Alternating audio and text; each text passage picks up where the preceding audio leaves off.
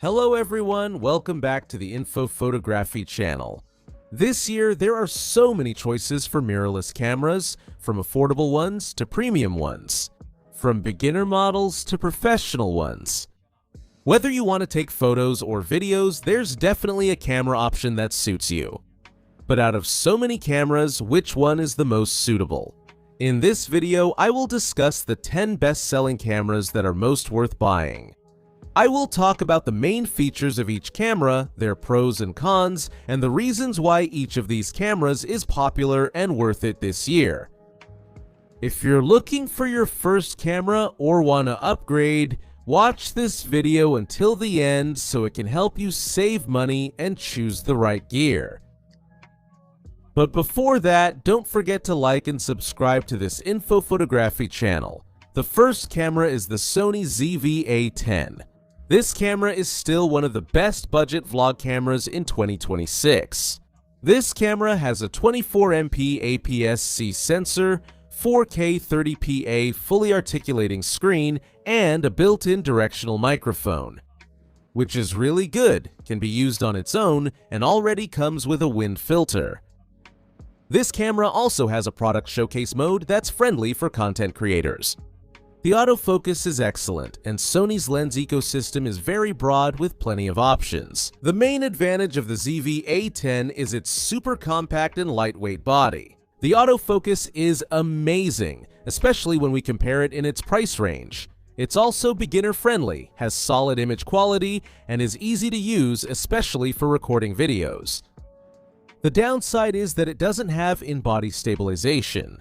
The video still has rolling shutter or jello effect, especially if you're shooting a subject that's moving very fast. And also, the ZV-A10 doesn't have a viewfinder.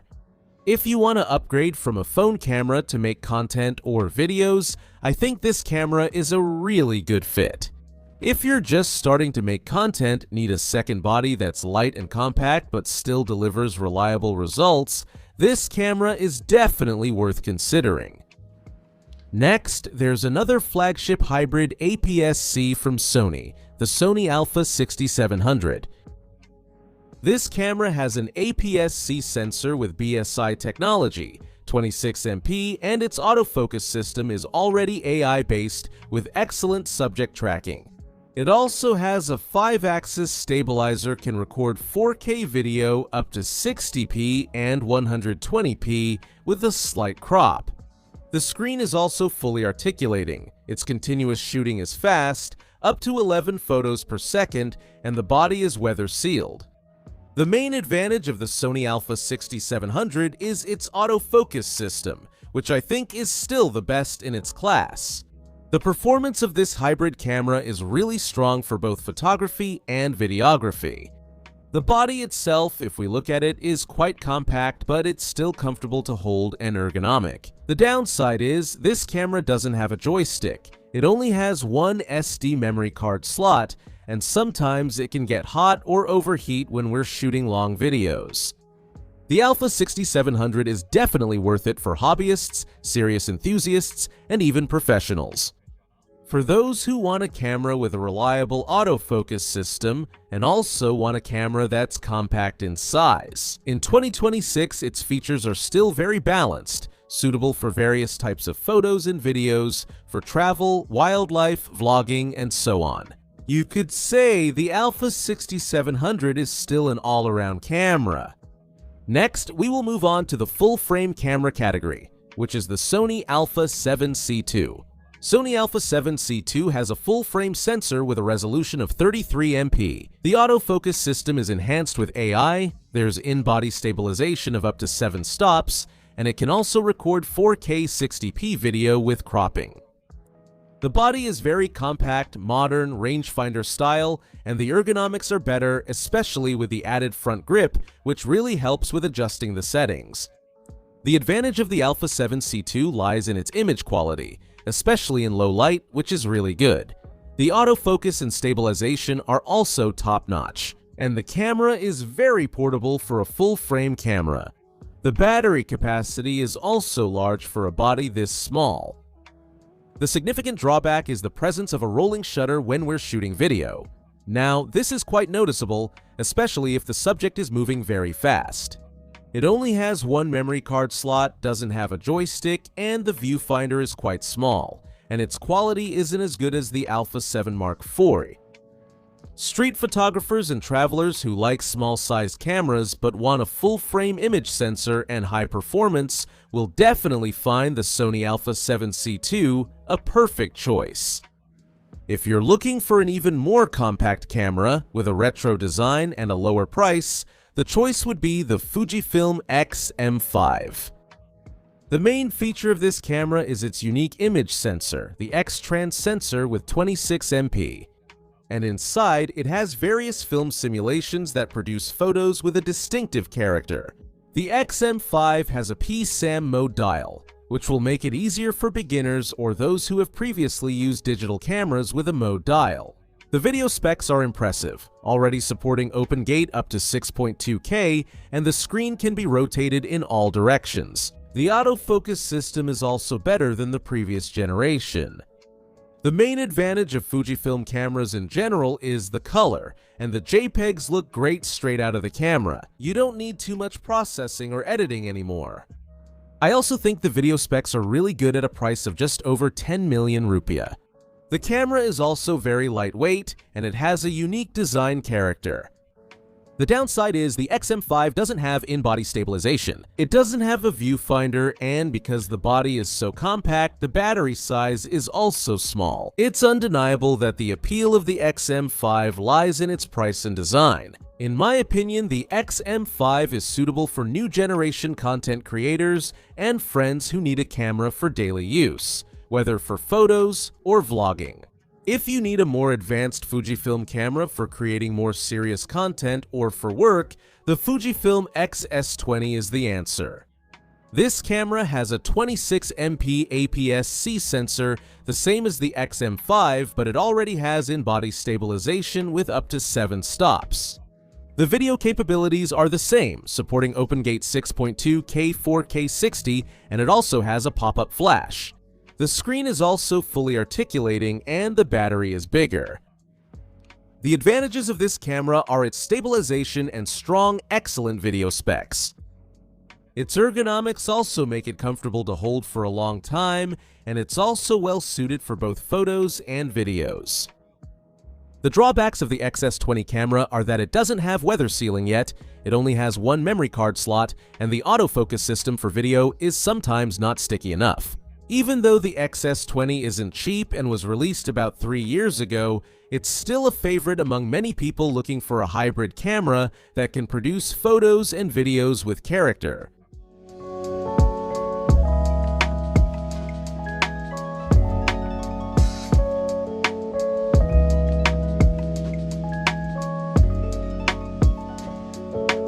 The updated APS-C camera from Nikon Z50, which is the second generation, has a pretty complete feature set, and its performance is better too. This camera has a 20.9 MP APS-C sensor with Nikon's latest Expeed 7 processor.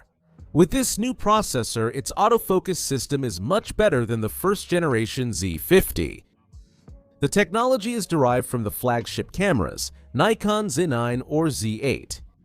It can record video up to 4K 60p.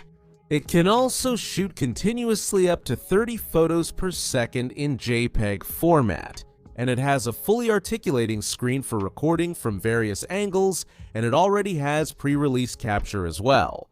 So the main advantage of this camera is its fast and reliable autofocus performance.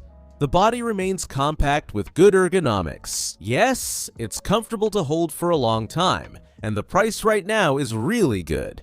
Yes, it's great for people who like shooting action photos and video, and also for beginners. The main drawback of this camera is that its resolution is a bit low for this year's standards, which is 20 MP. It doesn't have in-body stabilization, and the battery capacity is just average. And also, the selection of native Nikon lenses, especially DX ones, doesn't offer that many high-quality options, but there are starting to be more third-party lenses available.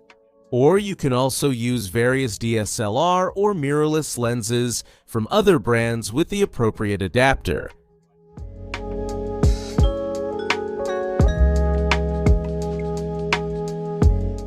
The Z52 camera is currently selling very well, because with a price under $15 million, you can get a camera with a pretty full feature set and fast performance.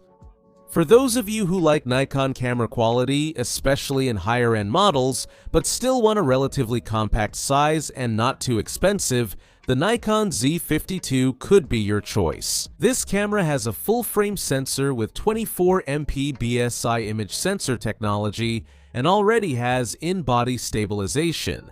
It also has 2 slots for memory cards, making it more reliable for professional work, and it has a pretty good viewfinder. The camera can record video up to 4K 30p and 60p with a slight crop. The autofocus system is already very advanced and much faster compared to the first generation, and the body is also sturdy. Yes, it's already weather sealed. The advantage of the Nikon Z5-Z52 is that it's comfortable to hold and use. The image quality is generally sharp and has good contrast, both in bright and low light conditions, equally good. Its features are also pretty well rounded, and the price is relatively affordable for a full-frame camera. The downside is that the menu might feel a bit complicated, especially for beginners or those who have never used a Nikon camera before, and the autofocus system for video isn't the best in its class. This Z5 II is popular and sells well because its quality and performance are significantly better than the first generation Z5. It also doesn't lose out to cameras in a higher class like the Nikon Z6 series.